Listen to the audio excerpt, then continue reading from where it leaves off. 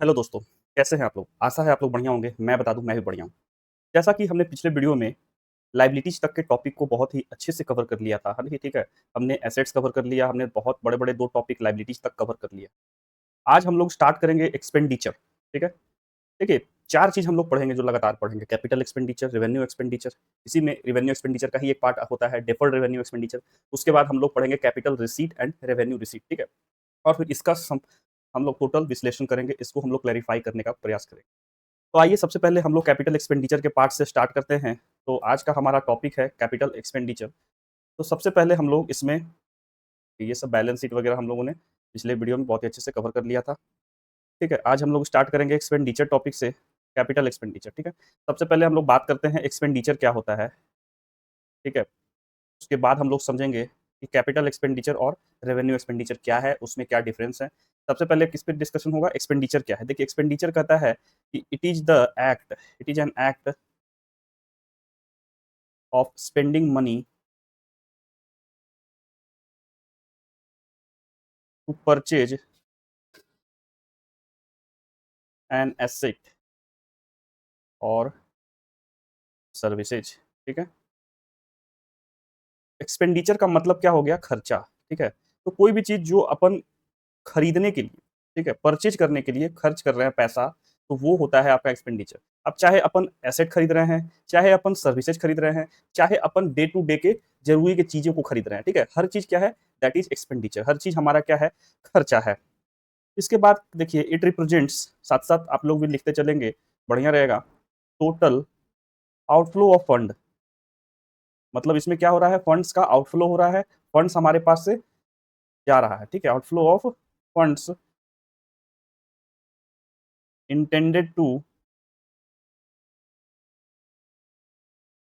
Acquire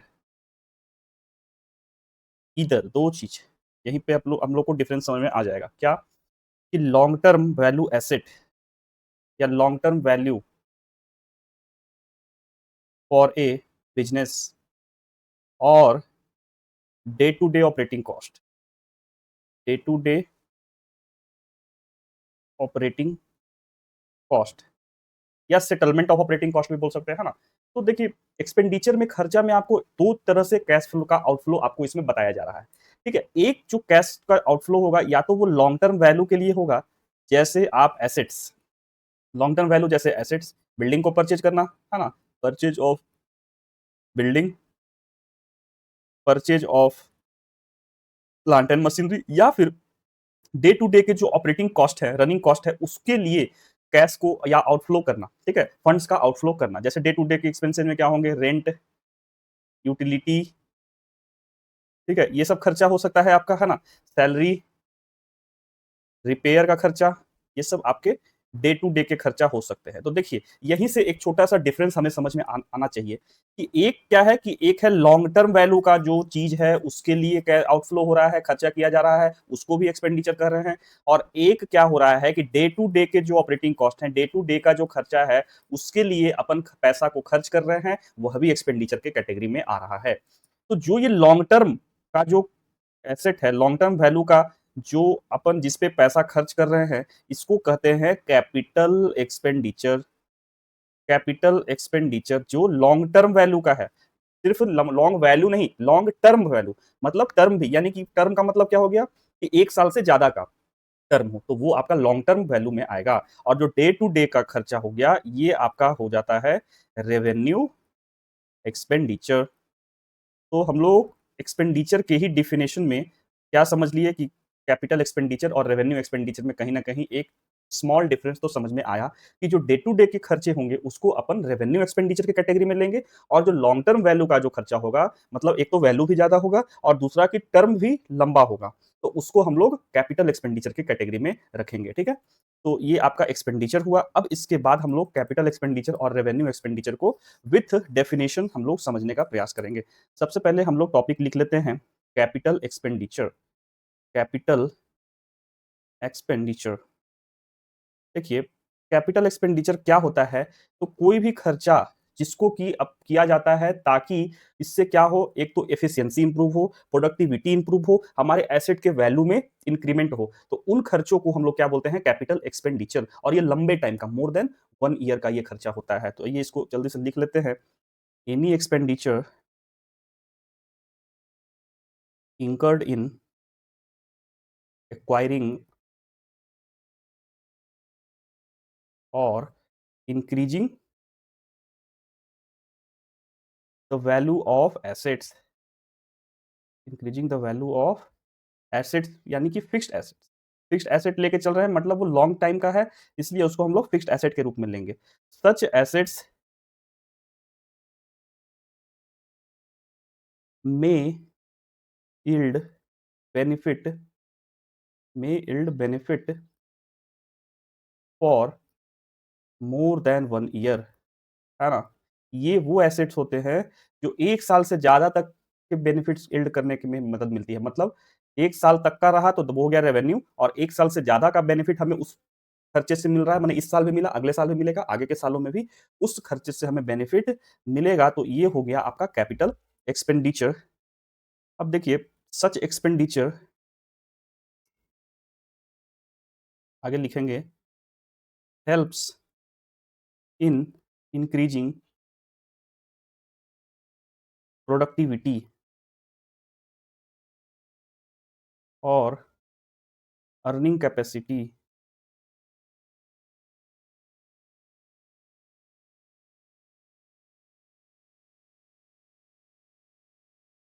ये जो खर्चे होते हैं, ये हमें क्या, किस चीज़ में हेल्प करते हैं? प्रोडक्टिविटी को इंक्रीज़ करते हैं और अर्निंग कैपेसिटी को हमारा बढ़ाने का काम करते हैं। दीज़ एक्सपेंडिचर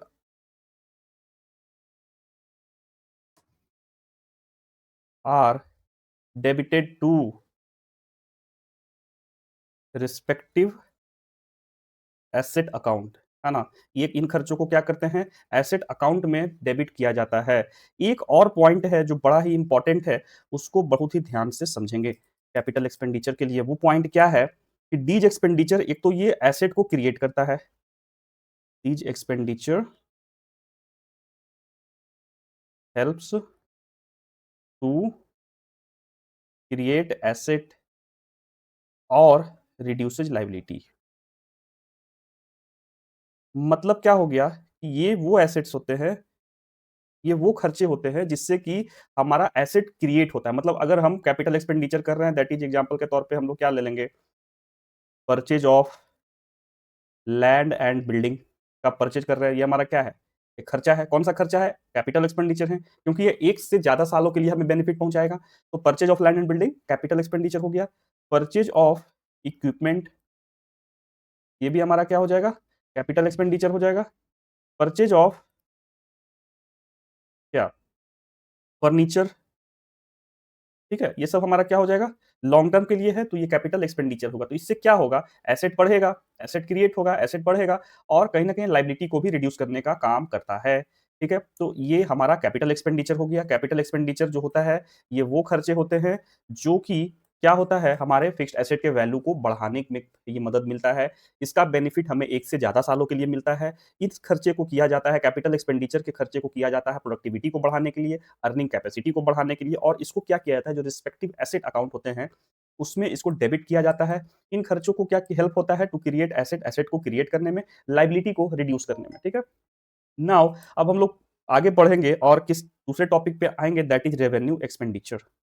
टॉपिक लिख लेंगे, रेवेन्यू एक्सपेंडिचर। देखिए, स्टार्टिंग में ही हमने सीखा कि रेवेन्यू एक्सपेंडिचर ये वो खर्चे होते हैं जो हमारे डे टू डे के खर्चे को मीट आउट करने में हेल्प मिलता है। तो any expenditure which is incurred, लिख लेंगे कि any expenditure which is incurred to maintain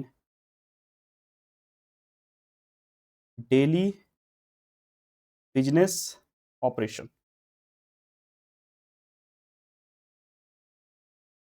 daily business operations के जो खर्चे हैं उसको मेंटेन करने के लिए ये खर्च किया जाता है। ठीक है, इसको बोलते हैं revenue expenditure. These expenses incurred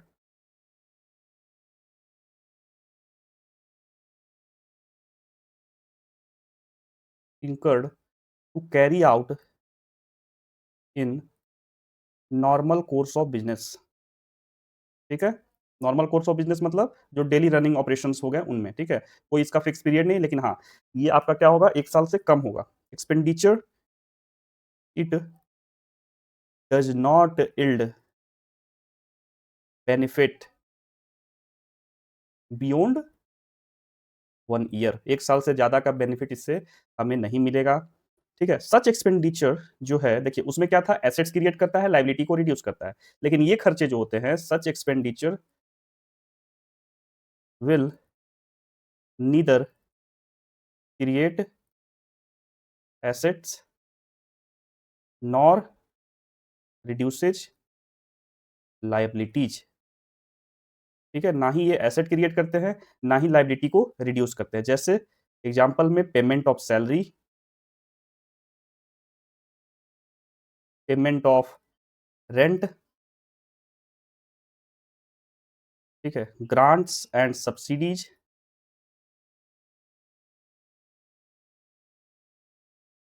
etc, ये आपके एग्जांपल्स हो गए रेवेन्यू एक्सपेंडिचर के, ठीक है। तो रेवेन्यू एक्सपेंडिचर वो खर्चे होते हैं जो डे टू डे के बिजनेस ऑपरेशन को मेंटेन करने में हेल्पफुल होते हैं, ठीक है। ये एक साल से ज्यादा का बेनिफिट इससे नहीं आपको मिलता है। दूसरा चीज की इससे ना ही एसेट क्रिएट होता है और ना ही लाइबिलिटी रिड्यूस होता है। इस चीज को बहुत अच्छे से ध्यान में रखना है, ठीक है। रेवेन्यू एक्सपेंडिचर हमने समझ लिया, कैपिटल एक्सपेंडिचर समझ लिया। आइए इसको जल्दी से एक बार इससे रूबरू हो लें, है ना। देखिए सेम चीजें आपको यहाँ भी समझ में आनी चाहिए। कोई भी एक कैपिटल एक्सपेंडिचर, कोई भी एक खर्चा जिसको इंकर किया जा रहा है वैल्यू ऑफ फिक्स्ड एसेट के वैल्यू को इंक्रीज करने में, वो आपका क्या होगा, कैपिटल एक्सपेंडिचर होगा। ये एक्सपेंडिचर आपको क्या करेंगे, बेनिफिट ओवर लॉन्ग पीरियड के लिए बेनिफिट मिलेगा, और इसको आप एसेट साइड में लिखेंगे, है ना। इसी चीज को अपन ने भी नोट किया है, इससे प्रोडक्टिविटी इंक्रीज होगा, ठीक है, और इससे अर्निंग कैपेसिटी भी बढ़ेगा। इसको क्या कहाँ लिखेंगे, जो भी एसेट अकाउंट है उसके डेबिट साइड में, ठीक है। और purchase of land and building, purchase of plant and machinery, purchase of furniture and fixture, ये सब इसके एग्जाम्पल हो गए, ठीक है। इसी तरीके से रेवेन्यू एक्सपेंडिचर को देख लीजिए। रेवेन्यू एक्सपेंडिचर वो खर्चा होते हैं जो प्रोडक्टिविटी या अर्निंग यानी कि डेली ऑपरेटिंग एक्टिविटी को in the normal course of business में इसको कैरी आउट करने में ये हेल्पफुल होता है। इससे 1 साल से ज्यादा का बेनिफिट आपको नहीं मिलता है। इसको रिस्पेक्टिव एक्सपेंस अकाउंट में, उसको कहाँ कर रहे थे डेबिट, एसेट अकाउंट में, इसको रिस्पेक्टिव एक्सपेंस अकाउंट में डेबिट करेंगे। और इसमें जैसे लैंड एंड बिल्डिंग पे डेप्रिसिएशन, रिपेयर, इंश्योरेंस, ठीक है, रेंट पेड, ये सब सब चीजें आपके एग्जांपल्स में आ गए, ठीक है। अब देखिए कैपिटल एक्सपेंडिचर और रेवेन्यू एक्सपेंडिचर में डिफरेंस, आइए इसको थोड़ा सा हम लोग लिख के करते हैं, लिख के थोड़ा सा बेहतर होता है ना। फटाफट हम लोग कैपिटल एक्सपेंडिचर और रेवेन्यू एक्सपेंडिचर के डिफरेंस को लिखेंगे। आइए शॉर्ट में समझते चलेंगे, है ना। कैपिटल एक्सपेंडिचर, दोनों में डिफरेंस जानना बहुत जरूरी है। रेवेन्यू एक्सपेंडिचर, अगर टी शेप में आपके पास ये डिफरेंस रहेगा तो ये बेहतर रहेगा, ठीक है, आप उसको बेहतर समझ पाएंगे बाद में। कैपिटल एक्सपेंडिचर क्या होता है, it is incurred for acquisition of fixed assets, है ना। हम लोग सिंपल से लेके चलेंगे, ठीक है। Acquisition of fixed assets, it is incurred for day to day running of business, incurred for day to day running of business, ठीक है। दूसरा डिफरेंस कि ये जो होता है incurred for increasing the capacity of business, it is incurred for increasing, है ना, the capacity of business, and it is incurred for maintenance of earning capacity, it is incurred for maintenance of earning capacity। तीसरा difference कि इसको क्या होता है, it benefit over a long period, benefits over a long period, long period, है ना, that is more than 1 year.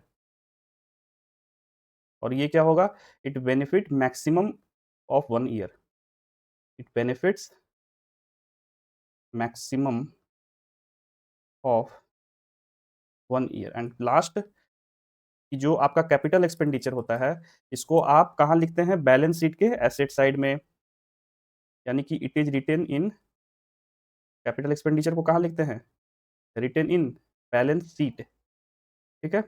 और इसको कहाँ लिखते हैं, क्योंकि ये खर्चा है तो it is written in profit and loss account, ठीक है। तो ये आपके 4 डिफरेंस हैं कैपिटल एक्सपेंडिचर और रेवेन्यू एक्सपेंडिचर में। कैपिटल एक्सपेंडिचर का जो खर्चा होता है, वो आपको फिक्स्ड एसेट को एक्वायर करने में, ठीक है, इंकर किया जाता है। और रेवेन्यू एक्सपेंडिचर का खर्चा डे टू डे के जो आपके रनिंग कॉस्ट है उसके लिए ये खर्च किया जाता है। कैपिटल एक्सपेंडिचर से क्या होता है, हमारे बिजनेस का कैपेसिटी बढ़ता है, प्रोडक्टिविटी बढ़ता है। और लेकिन रेवेन्यू एक्सपेंडिचर से कुछ बढ़ता नहीं है, बट बस उसको अपन क्या करते हैं, मेंटेन करने में उसको मदद लिया जाता है, ठीक है। कैपिटल एक्सपेंडिचर लॉन्ग पीरियड के लिए होता है, जनरली 1 साल से ज़्यादा का। रेवेन्यू एक्सपेंडिचर 1 साल का मैक्सिमम। कैपिटल एक्सपेंडिचर को बैलेंस शीट में अपन कहाँ लिखते हैं, तो एसेट साइड में है ना, तो ये बैलेंस शीट में इसको ले जाते हैं। रेवेन्यू एक्सपेंडिचर को प्रॉफिट एंड लॉस अकाउंट में लिखते हैं, ठीक है। ये बहुत ही अच्छे से आपको डिफरेंस ध्यान में रख के चलना है। क्वेश्चंस आपके आएँगे जब, तो आपको ये नहीं पूछा जाएगा कि कैपिटल एक्सपेंडिचर कहाँ लिखा जाता है, आपको ये पहचानने के लिए क्वेश्चंस आएँगे, ठीक है। कौन-सा कैपिटल एक्सपेंडिचर है, कौन-सा रेवेन्यू एक्सपेंडिचर है, कौन-सा कैपिटल रिसीट है, कौन-सा रेवेन्यू रिसीट है, उसको हम लोग आगे पढ़ेंगे, कैपिटल रिसीट और रेवेन्यू रिसीट, है ना? तो ये आपको क्वेश्चंस आपको पहचानने के लिए आएँगे कि कौन-सा एक्सपेंस कैपिटल वाला है, कौन-सा रेवेन्यू वाला है, ठीक है? सेम डिफरेंस आपको वही सारी चीज़ें यहाँ भी लिखी हुई है। इन खर्चों को किस लिए इस्तेमाल में लिया जाता है? फिक्स्ड एसेट को एक्वायर करने में, इसको डे टू डे के जो बिज़नेस के रनिंग खर्चे हैं उसके लिए लिया जाता है। ये कैपिटल एक्सपेंडिचर इंकर होता है ताकि देखिए प्रोडक्टिविटी, कैपेसिटी है ना बढ़ता है इससे, और इससे सिर्फ मेंटेन रहता है, ठीक है?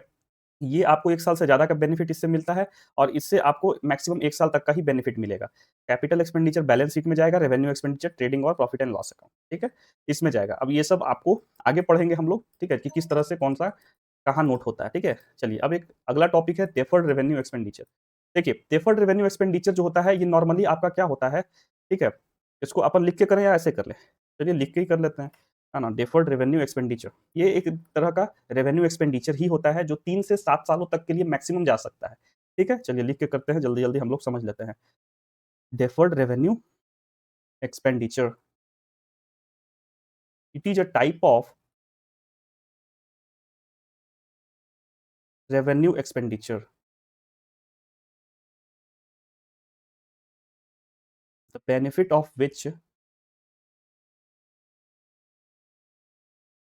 benefits of which are derived over a number of years.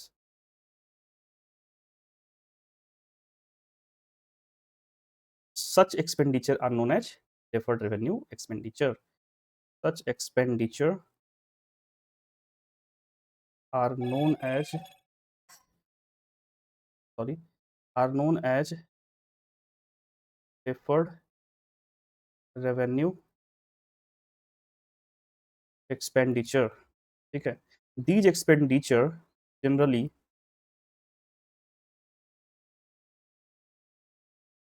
generally between 3 to 7 years, ठीक है। The whole of the expenditure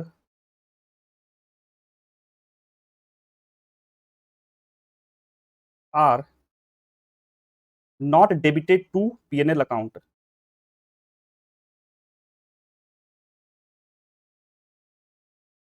but only a part of expenditure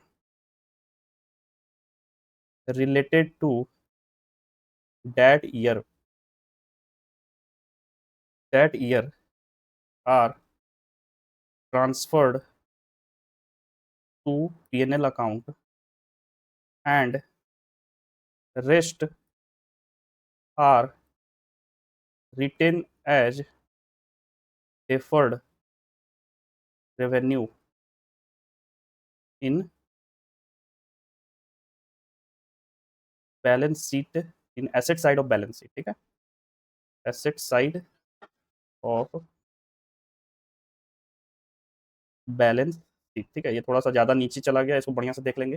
तो देखिए डेफर्ड रेवेन्यू एक्सपेंडिचर क्या होता है, ये एक तरह का रेवेन्यू एक्सपेंडिचर ही होता है जिसका जो बेनिफिट है ना वो हमको ओवर नंबर ऑफ ईयर्स तक मिलेगा। ये खर्चे जो होते हैं इनको डेफर्ड रेवेन्यू एक्सपेंडिचर बोलते हैं। जनरली ये 3 से 7 साल के पीरियड का बीच का ये पूरा खर्चा होता है। इसमें जो टोटल खर्चा होता है इसको उस साल के, मान लीजिए कि डेफर्ड रेवेन्यू एक्सपेंडिचर इस साल 20 लाख का हो गया या 1 करोड़ का हो गया, तो पूरा 1 करोड़ हम इस साल के पीएनएल में इस खर्चे को नहीं लेके चलेंगे। मान लीजिए इट लास्ट फॉर 5 ईयर, 5 सालों तक का उसको उस खर्चे का बेनिफिट हमें मिलेगा। तो उसको क्या करेंगे, इस साल हम लोग 20 लाख रुपया क्या करेंगे, अपने पीएनएल अकाउंट में डाल देंगे, और बाकी जो 80 लाख होगा उसको क्या करेंगे, डेफर्ड रेवेन्यू एक्सपेंडिचर के रूप में हम लोग बैलेंस शीट में एसेट साइड में उसको शो करेंगे, है ना। तो जस्ट टेक एन एग्जांपल कि कितना एक्सपेंडिचर है, एक्सपेंडिचर आपका है डेफर्ड वाला, है ना, डेफर्ड, सॉरी डेफर्ड नहीं, सिर्फ एक्सपेंडिचर, एक्सपेंडिचर मान लेते हैं 1 करोड़ है, ठीक है। तो इस साल यानी कि 2026 में ये आपको, and this benefit last for 5 year, and this benefits last for 5 years, ठीक है। तो 1 करोड़ हुआ, तो 2026 में ये खर्चा मेरा कितना, 20 लाख होगा, है ना। तो रेस्ट जो, तो इसको कहाँ लिखेंगे, इस साल का जो पीएनएल अकाउंट बनाएंगे 2026 का उस पर लिख देंगे। रेस्ट आपका 80 लाख कहाँ जाएगा, हमारा एसेट साइड में जाएगा, इन बैलेंस शीट, ठीक है। इसी तरीके से 2027 में अब मेरे पास कितना बच गया, 80 लाख का एक्सपेंडिचर बच गया, ठीक है। तो इसमें से टोटल में से 20 लाख जो होगा वो कहाँ जाएगा, पीएनएल में, एंड रेस्ट कितना बच गया, 60 लाख। तो 60 लाख कहाँ चला जाएगा, एसेट साइड में, asset side in balance sheet, ठीक है। इसी तरह से 2028 का होगा, 2029 का होगा, और 2030 तक इसी तरीके से ये रिकॉर्ड होगा, ठीक है। हर ट्रांजेक्शन में क्या होगा, 20 लाख का मेरा खर्चा, एक मिनट, यहाँ पे हो गया तो इसको एडजस्ट कर देंगे, फिर 20 लाख यहाँ एडजस्ट हो गया, रेस्ट 60 बचा, तो 60 में फिर 40 यहाँ बचेगा, फिर 20 यहाँ बचेगा, और यहाँ जाके पूरा ये एक्सपेंडिचर हमारा खर्च हो जाएगा। तो इस तरह से ये डेफर्ड रेवेन्यू एक्सपेंडिचर हम लोग रिकॉर्ड करने का काम करते हैं, ठीक है। अगर इसको आप जानना चाहते हैं कि बैलेंस शीट और पीएनएल में किस प्रकार से रिकॉर्ड करना है, ये तो मैंने जस्ट ऐसे बता दिया किस तरह से होता है। तो सिंपली आप 2026 का पहले बना लीजिए, ठीक है, ट्रेडिंग एंड पीएनएल अकाउंट। कुछ नहीं करना है, बस पर्टिकुलर्स अमाउंट, पर्टिकुलर्स अमाउंट, ठीक है। जो रिस्पेक्टिव खर्चा है, ठीक है, वो खर्चा कहाँ जाएगा, पीएनएल अकाउंट में, यहाँ पे जाएगा, टू वो एक्सपेंडिचर हो जाएगा, मान लेते हैं 20 लाख है तो 20 लाख का हो जाएगा। फिर हम लोग बनाएंगे बैलेंस शीट, तो बैलेंस शीट में इधर लाइबिलिटी अमाउंट,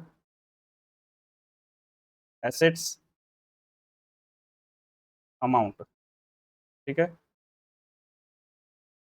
रेस्ट जो हमारा बच जाएगा वो कहाँ जाएगा, डेफर्ड रेवेन्यू एक्सपेंडिचर करके 80 लाख का बैलेंस यहाँ आएगा। मतलब कि आपको पूरा, सॉरी तरह से हो गया, ध्यान में रखना है थोड़ा सा अब, मतलब ओहो, जो भी है ना, तो मतलब डेफर्ड रेवेन्यू एक्सपेंडिचर इस तरह से हम लोग रिकॉर्ड करते हैं, ठीक है। इस तरह से बैलेंस शीट बनाते हैं, वो थोड़ा सा लाइनिंग ऊपर नीचे हो गया, सो ध्यान रखेंगे।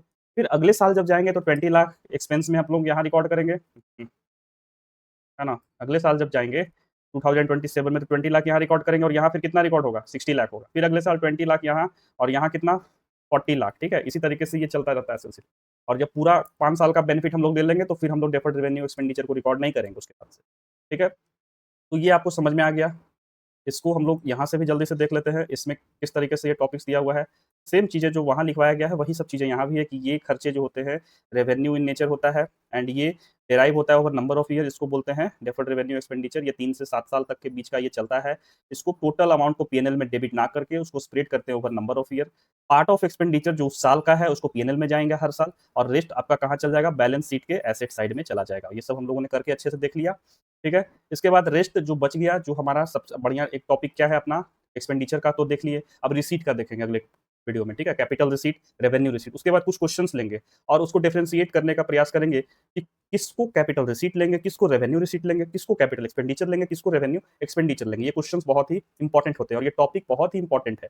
Capital expenditure, revenue expenditure, capital receipt, revenue receipt, ये टॉपिक बहुत ही इंपॉर्टेंट टॉपिक्स में से माने जाते हैं। तो इसको आपको बहुत ही बढ़िया से करना है ये टॉपिक, और ये नोट्स आपको साथ साथ लिखते हुए चलना है। नोट से फायदा आपको ये होगा कि चीज़ें सेम है, आपको वहाँ भी यहाँ भी सब वही सारी चीज़ें मिलेंगी, ठीक है। तो नोट्स भी आप साथ साथ लिखते चलें पाउच करके, या फिर जो हैंड रिटन है उसको लिखें, और इसको मैं आपको पीडीएफ फॉर्म में इसको दे दूंगा, ठीक है, क्योंकि आपको हेल्प मिलेगा। ठीक है? तो आज के लिए इतना ही, बाकी रेस्ट हम लोग अगले वीडियो में देखेंगे। Thank you.